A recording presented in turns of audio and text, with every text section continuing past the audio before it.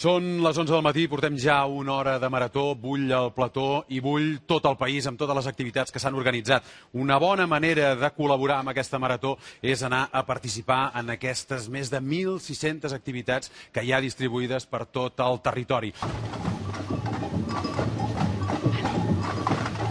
Doncs aquí seguim, al vell mig del portal de l'Àngel, escalfant motors pel que serà aquesta gran batucada. I al meu costat tinc l'home que ha organitzat tot això, l'artífex de tot plegat. Ell és el Marc Macià, director de l'Escola de Samba de Sitges. Marc, què tens amb la samba i amb Brasil? Bon dia, Viviana. Mira, què tinc jo, què té Mercadó i què té Sitges amb la samba?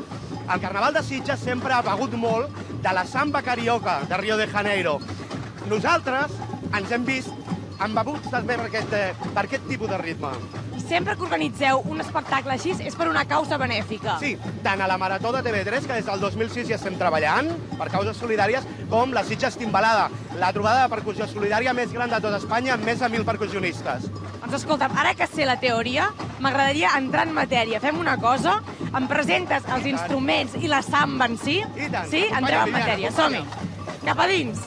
Jo no sé si em sentiu, m'adentro entre els músics i us presentaré els instruments, el que fa que ens facin ballar la samba. Aquí els tenim. A veure, comencem. Què tenim aquí? En primer lloc. En primer lloc trobem la timba. Aquest instrument ve de Salvador de Bahia. La timba.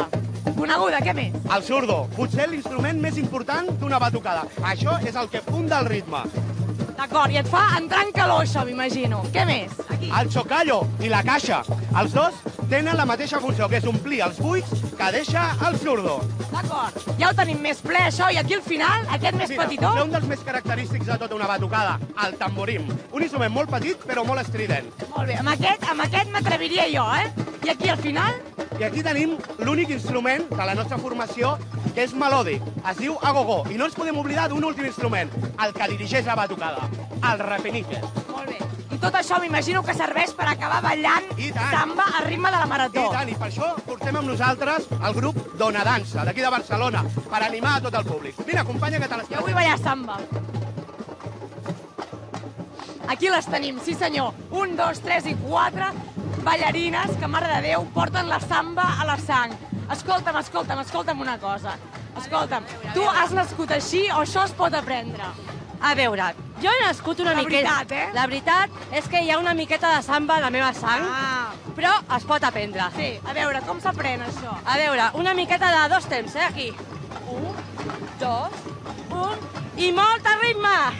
Molta cadera veig. I no només es pot aprendre la samba, sinó que pel que veig s'encomana, perquè tenim aquí a un grapat de gent que s'està animant a ballar. Veieu tot?